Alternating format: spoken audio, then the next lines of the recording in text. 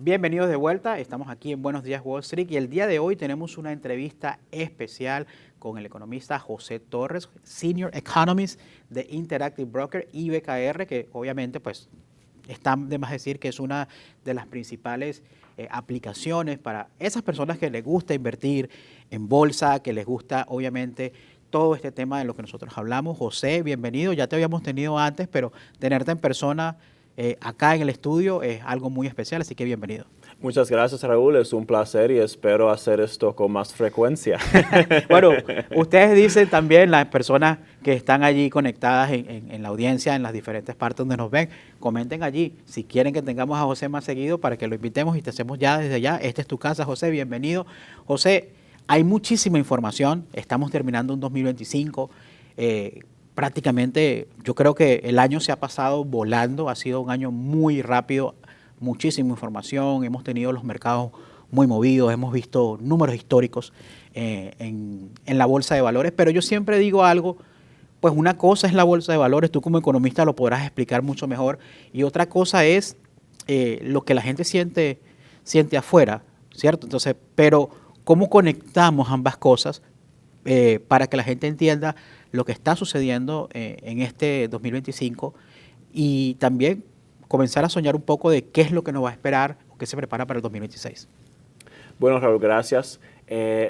Los mercados y la economía se han desconectado bastante y más ahora con el tema de la inteligencia artificial. La dinámica se espera que las compañías van a estar usando más la tecnología avanzada, los robots, y están usando esas estrategias para depender menos de la mano de obra. Lo que está pasando con la mano de obra es que no hay suficientes trabajadores para hacer mucho lo que las compañías quieren. También las tasas de intereses están muy altas para muchas de esas compañías agregar más empleados. Vimos hoy el reporte de ADP, vimos una pérdida de 35,000 empleados. En los últimos 6 meses, ahora este reporte nada más cubre los empleadores del sector privado, pero Raúl, pérdidas en 4 de los últimos 6 meses, el promedio de 3 meses ha bajado a negativo.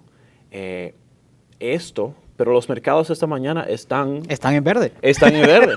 Están en máximos. Están en máximos, las tasas de intereses están bajando porque no tenemos reportes de inflación del gobierno ni de empleo del gobierno hasta después de la decisión del Banco Central la semana que viene. Entonces, ahora básicamente nuestro mercado de pronóstico en Interactive Brokers básicamente garantizado que la semana que viene vamos a ver un recorte en la tasa de interés, tercera reunión consecutiva que vemos una reducción. También los inversionistas están muy entusiasmados que vamos a ver más cortes el año que viene. También nuestro mercado de pronóstico espera que Kevin Hassett, el director de la Council Nacional Económico, algo sí, así. el Consejo Nacional de Economía, sí, creo que se diría en español. Gracias por ayudarme, disculpa, damas y caballeros. Se espera que él va a ser la cabecera del Banco Central de los Estados Unidos, la Fed. Nuestro mercado pronóstico tiene esa probabilidad un 80%. Es una persona del gabinete del presidente Trump muy cercano a él y se espera que él va a hacer lo que el presidente quiere, que es lo que el presidente quiere. Claro, recortes, más recortes, obviamente más recortes. Y le decíamos al inicio del show también que estábamos esperando eso precisamente. Sabemos que Jerome Powell tiene fecha de caducidad. Obviamente, como tú bien lo mencionabas, Kevin Hassett puede ser, pero antes de eso tiene que suceder lo que el mercado está esperando que pueda hacer esa reducción de 25 puntos. ¿Crees tú que sea posible? Porque aquí hablaste de varias cosas. Yo te aprovecho porque parte de que tú hoy día estás en Interactive Broker, tú dentro de tu experiencia es que tú también estuviste en el BLS, en el Bureau of Labor Statistics, el Bureau de Estadísticas Laborales. Esa sí la sé decir en español. Agencia de Estadísticas Laborales. Agencia de Estadísticas Laborales, ahí está el nombre correcto. Y obviamente tú mencionabas que el ADP está mostrando que en los trabajos privados había una reducción y cada semana hay una corrección, vemos que suelen ser bastante negativas. El BLS no tenemos los números, que son los números que le gusta a Jerome Powell, que le gusta a la Fed, para poder tomar esa decisión de si hace ese recorte. Pero lo que es innegable es esa reducción de empleos precisamente por la inteligencia artificial. Yo creo que ya nadie lo puede ocultar. La inteligencia artificial está cortando trabajo. No sabemos si es una readaptación de los trabajos, si esos trabajos van a volver realmente. ¿Cuál es la proyección que tú estás viendo y cómo puede presentarse ese escenario con la llegada, bueno, esta última decisión de Jerome Powell y esa futura llegada de Kevin Hassett? Bueno, primeramente vamos a enfocarnos un poco más en el reporte que salió hace una hora de ADP. Este reporte llegó negativo, fue de noviembre, no por la inteligencia artificial, sino por un segmento que nosotros los latinoamericanos participamos mucho, y eso es negocios pequeños. Negocios pequeños perdieron 120,000 empleados. Esa pérdida estaba un poco ayudada por aumentos de empleo en empresas de tamaño medio, de 50 empleados a 500 y 500 o más, que son grandes. O sea que los únicos en noviembre que perdieron empleos fueron los negocios pequeños. ¿Qué está pasando ahí? Las tasas de intereses están muy altas para ellos. Si quieres empezar un negocio pequeño, por ejemplo, en la administración de negocios pequeños, SBA, las tasas son, Raúl, 10%, 12%, 13%, muy altos para ellos. Claro. También están más abiertos a los problemas de los aranceles y no tienen suficiente mano de obra en un costo cómodo para los negocios pequeños. Mira, Raúl, los negocios pequeños han estado en recesión desde la pandemia. Lo que no ha empujado la economía generalmente han sido las empresas grandes, han sido los mercados que están más protegidos contra las tasas de intereses más altas y también la volatilidad, porque tienen mucho efectivo en sus cuentas que pueden aguantar cualquier tipo de volatilidad, que sabemos que los negocios pequeños no lo tienen. Incluso ese tipo de diferencia también lo estamos viendo en la economía en general con los consumidores. Cuando miramos a las compañías que están reportando las ganancias, esas compañías que usualmente sirven a las viviendas de menos recursos tienen muchas dificultades. Esas viviendas no tienen tanto acciones en la bolsa de valores y tampoco no tienen tantas propiedades de bienes raíces, que son los dos segmentos que han subido mucho en valor. Entonces, se le hace difícil a ese segmento de la población seguir consumiendo con precios mucho más altos y sueldos que no han subido proporcionado con la bolsa de valores y también con las viviendas. Ahí hay varias cosas que obviamente no quiero que nos metemos en camisa de once varas, pero obviamente hablas mucho de los pequeños negocios en nivel general. ¿Hay negocios en todo el país o tiene que ver, por ejemplo, el sector de los hispanos? Sabemos que los negocios hispanos, muchos de ellos han sufrido por los temas de las políticas migratorias, muchas personas han perdido los estatus legales que les permitían trabajar y obviamente pues los negocios pequeños han tenido que recortar cierta cantidad de empleados que son muy, muy de nicho. O sea, por ejemplo, los venezolanos es un nicho. Los haitianos, o sea, esos diferentes nichos, ¿tiene que ver más con eso o es algo más global? Y el tema de las casas que tú mencionas, hemos visto que también ha habido una reducción de repente en la cantidad de viviendas, pero no necesariamente los precios han bajado también. Entonces, tiene que ver, ahí viene mi pregunta, hay grandes corporaciones que también son dueñas de casas y que han estado adquiriendo las casas. ¿Ese efecto se está sintiendo o es algo que no tiene un efecto particular? Definitivamente hay un efecto y el efecto en específico es no se puede descubrir los precios sin las transacciones. Entonces los vendedores, Raúl, dicen, bueno, si yo no voy a vender a un precio por encima de lo que compré o por lo que yo creo que está valorado o lo que Zillow me dice que está valorado, bueno, Raúl, no voy a vender, me quedo aquí como quiera, tengo que vivir en un sitio, me quedo a esperar.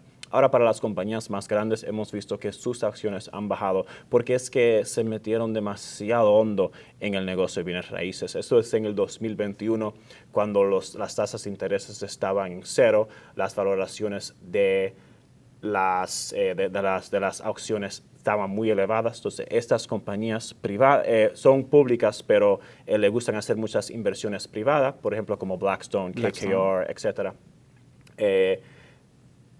Ya ese rendimiento no están llegando a ese rendimiento, no está recibiendo el rendimiento que ellos esperaban en el negocio de bienes raíces. No pueden subir la renta tanto y también se hace difícil vender a un precio con ganancias. Claro, porque hay una teoría que siempre manejamos en lo que viene siendo pues la distribución y retail, es que inventario muerto es plata perdida. Sí. Entonces, o sea, de nada vale que tengas barrios enteros de casas desocupadas y personas que no puedan pagarla. Ahora, hay una pregunta que no quiero que se me escape acá, que yo la tengo, que vimos un poco con el tema de lo que está sucediendo en Japón. Yo estaba leyendo un poco un artículo que tú publicaste y mencionábamos lo que estaba sucediendo en Japón. Vemos un nuevo gobierno en Japón, vemos también una postura bastante interesante hacia lo que es Taiwán, y Taiwán que pertenece dice Japón que pertenece definitivamente a China. ¿Qué está sucediendo en esa región de Asia que también está afectando o puede afectar los mercados de acá, sabiendo que Japón históricamente ha sido un gran tenedor de bonos de los Estados Unidos? Sí, son dos cosas mayormente y después quiero hablarte del Russell 2000, que vamos a hablar de eso en un segundito. En Japón, la nueva primer ministra tiene una posición muy adversarial contra el gobierno de China. Piensa que el gobierno de China quiere dominar ese lado del mundo. Entonces están posicionándose de una manera ofensiva. Los chinos están respondiendo, están hablando de que no viajen para allá, no quieren importar cosas de Japón. Eso es un tema. Para nosotros aquí en los Estados Unidos, y yo pienso también en Latinoamérica, yo pienso que no debemos aceptar los chinos con brazos abiertos. Tenemos que pensar mentalmente cuáles son sus intenciones a largo plazo. Pero después otro tema es de la deuda externa. Japón tiene una deuda externa enorme y la primer ministra quiere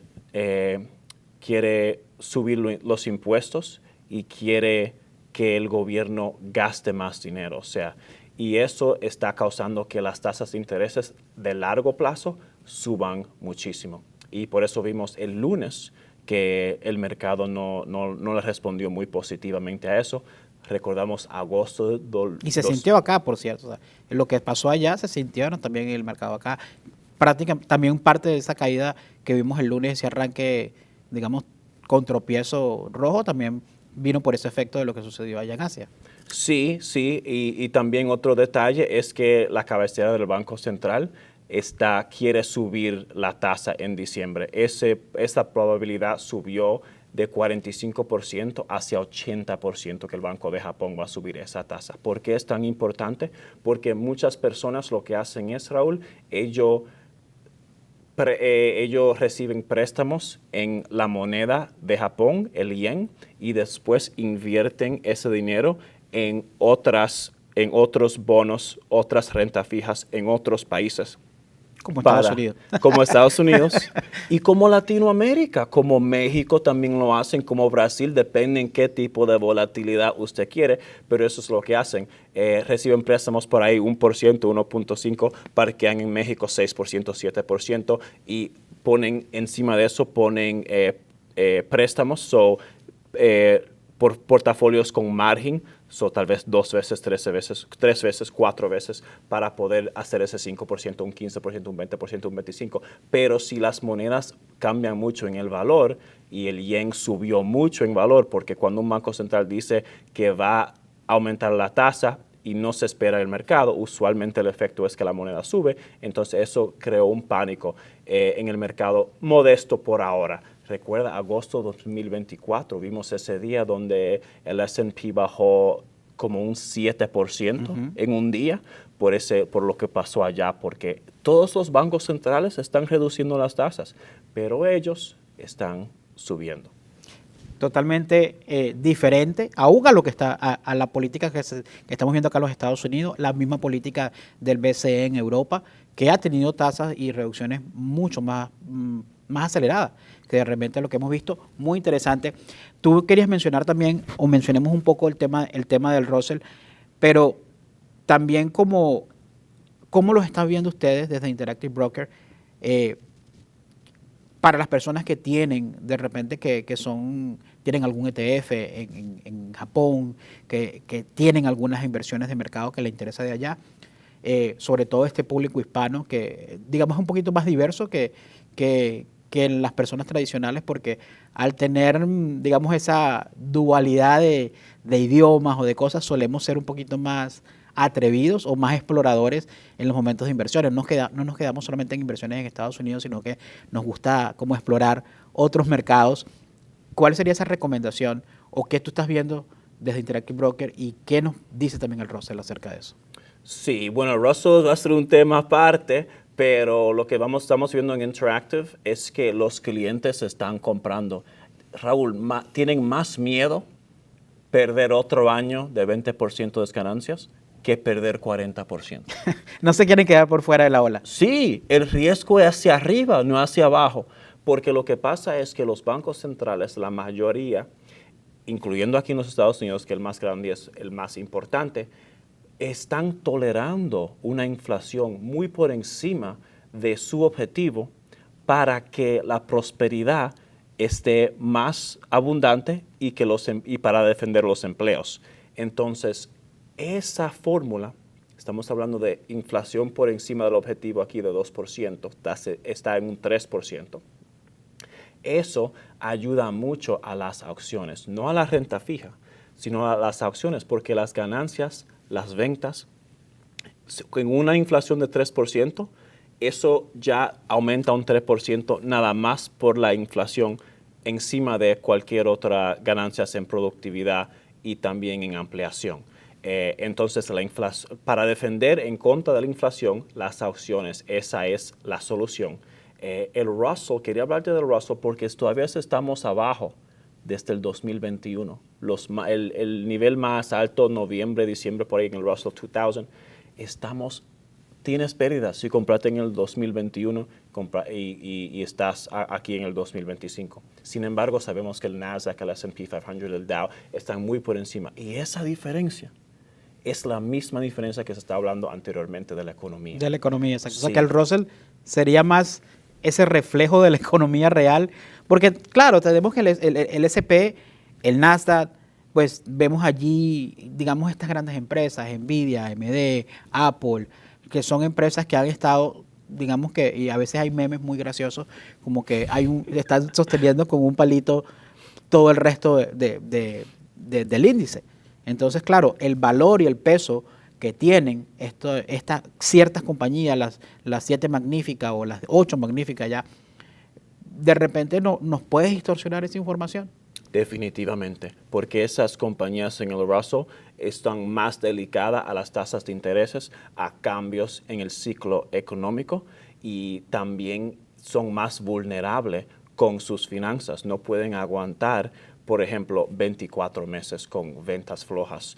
También más vulnerable a los altos costos porque no son tan amplias que pueden, por ejemplo, mover su cadena de suministro tan rápido de Vietnam hacia Corea del Sur, hacia China, ¿me entienden? No pueden hacer eso tan rápido, son más pequeñas y esas mismas debilidades vimos hoy en el reporte de ADP que los negocios pequeños están sufriendo mucho. Los negocios pequeños han sido muy importantes para la comunidad latinoamericana porque muchos inmigrantes cuando llegan aquí, a veces culturalmente no quieren trabajar en una corporación. Sí, es sueño, es parte del sueño americano. Sí. O sea, es ese sueño de decir, me voy a independizar, tengo mi negocio, me produce lo suficiente, de repente no soy millonario, pero no tengo que trabajarle a nadie. Exacto. Y también culturalmente estoy impuesto a hablar español siempre. Aquí en Miami puedes hablar en español Bueno, en siempre. Miami es un poquito complicado porque lo difícil en Miami es que te hablen en inglés. Exacto.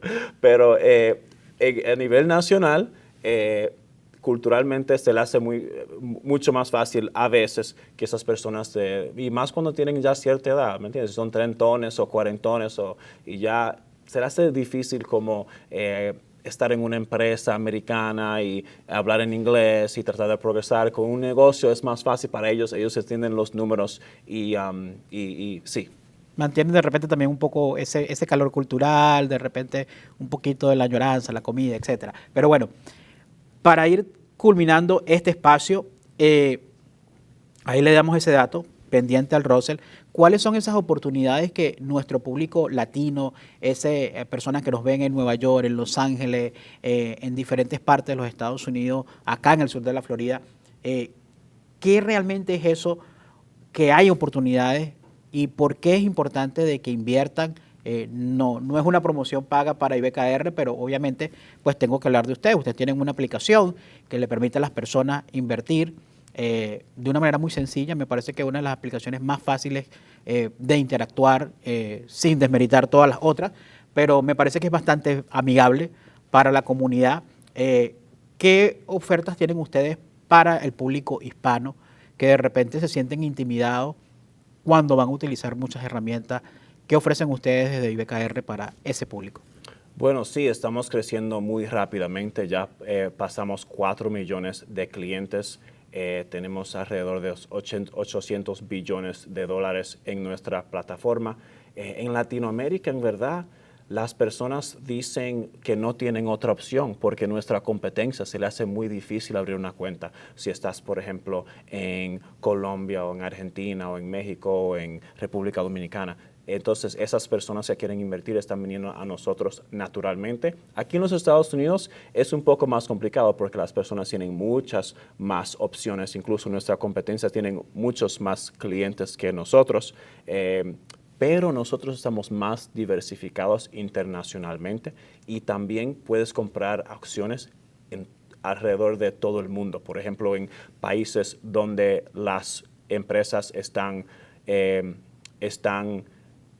los precios están muy cómodos en términos de valoración. Por ejemplo, si vas a mercados más pequeños en el oriente de Europa, por ejemplo, las valoraciones están 5 veces que las ganancias, 7 veces las ganancias, 8 veces las ganancias. Aquí están 28 veces las ganancias, 30 veces las ganancias. Obviamente reflejando que todo el mundo está adentro como un mecanismo de ahorro. Sabemos que aquí las cuentas de retiros, cada 2 semanas personas están automáticamente invirtiendo. Entonces es un mecanismo, pero en esos mercados que están más nuevos, que no tienen no han sido explotados tanto, hay muchas oportunidades por ahí. Tenemos nuestro mercado de pronóstico también que estamos ofreciendo, que son preguntas muy fáciles con un sí y un no, con los centavos proporcionados a la probabilidad de que ese evento ocurra. Por ejemplo, la tasa de reducción que se espera la semana que viene, un 90%, 90 centavos para entrar en esa transacción, por ejemplo, o 10. Si la Fed reduce, esos 90 centavos se vuelve $1 y esos 10 centavos se vuelve 0. Pero si no reduce y compraste el de 10 centavos, el sí o el no. Es como un mercado de apuesta, por decirlo así. Sí, estamos compitiendo con, somos... Con Kalshi, Polymarket. Exacto. Estamos compitiendo con ellos y tenemos muchos contratos muy populares. Por ejemplo, ¿dónde va a terminar el S&P 500 en la sesión de hoy? ¿Dónde va a terminar el Nasdaq? ¿Quién va a ganar mayoría en la Cámara de Representantes en el 2026? Esa está interesante. Sí, pero no sabes cuál es lo más popular, que yo no lo puedo creer, Raúl. ¿Cuál va a ser la temperatura más alta de Miami hoy? Bueno, Nueva York, Denver, Houston. Eso es lo más popular. Entonces, qué interesante. Es muy diverso. Hoy amaneció frío acá en Florida, en Miami, pero ha estado bastante alta la temperatura para esta época. Sí. Entonces, nuestro fundador y que todavía es nuestra cabecera, Tomás Peterffy, También estamos ingresados a la S&P 500, que es un gran logro para nosotros después de 48 años que nos tuvo, pero acabamos hace 2 meses de ingresar al S&P 500, que es algo muy grande Bueno, para nosotros. felicitaciones, enhorabuena. Gracias, pero nuestro fundador y cabecera, Tomás Peterffy, él está muy entusiasmado sobre los mercados de predicciones, de apuestas, y queremos crecer en ese Llamémosle mercado. predicciones para que, para que la gente no sienta que estamos en la pega. Sí, pero hay muchos debates sobre estos mercados. Nosotros pensamos que es algo simple para las personas entender, para ampliar el mundo de las finanzas. Para las personas que tal vez no pueden entrarse al mercado de opciones o de futuros, es muy complicado, Raúl, pero en esas cosas sí o no, con costos muy bajos para participar, como dijiste. Esos otros mercados más tradicionales, como la ciudad que mencionaste, vas a jugar ahí y la casa tiene...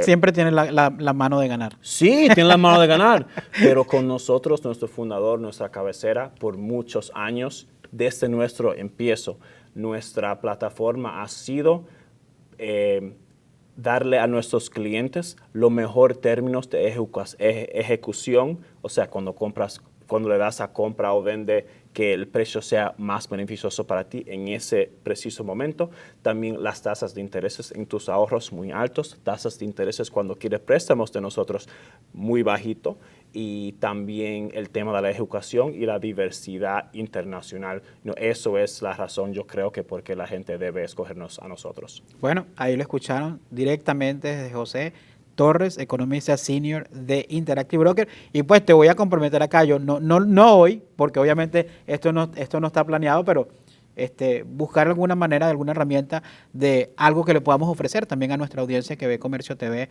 de repente, no sé, un código comercio o algo que la gente vaya a Interactive Broker y puedan tener de repente, no sé, algún porcentaje por ir a participar en las aplicaciones de Interactive Broker. Y también, pues, es importante mencionar que lo que me gusta de ustedes es que tienen contenido en español. Y la aplicación también se puede ver en español, así que las personas que de repente se sienten más cómodas de ver ese contenido en español, pues Interactive Broker es una excelente opción. José, muchas gracias por estar con nosotros, bienvenido acá a Comercio TV nuevamente, esta es tu casa. Y con esto, pues, esperamos sus comentarios y leer todo lo que ustedes opinan de esto. Y cualquier pregunta que tengan para José, déjenla allí, que nosotros se las haremos llegar y de alguna manera trataremos de que pues podamos respondérsela más adelante. Y con esto vamos a una pausa comercial y ya regresamos.